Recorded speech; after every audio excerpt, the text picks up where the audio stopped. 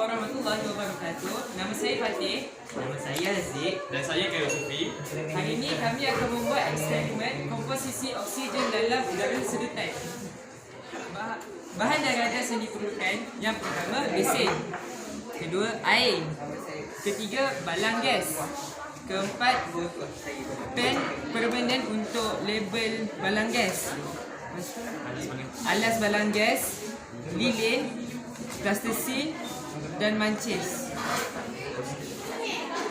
Prosedur dia pertama sekali, bahagikan balang gas pada 10 bahagian menggunakan pen permanen.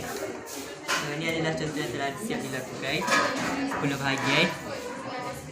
Okey, pasu yang kedua, susun radas seperti berikut. Susun, letak nama ni. Yang ketiga, nyalakan lilin. Nyalakan lilin.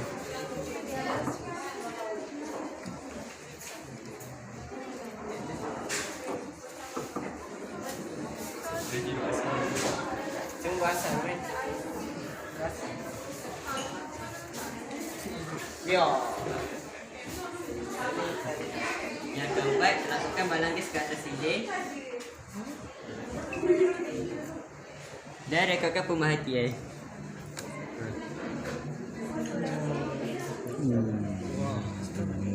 Terjadi je tak, ni ada sikit. Berapa? Jadi berdasarkan perhatian kami dapat, selepas lilin terpadam, air menaik sehingga kira-kira 2 bahagian. Kesimpulannya, udara sedotan mengandungi kira-kira 20% oksigen.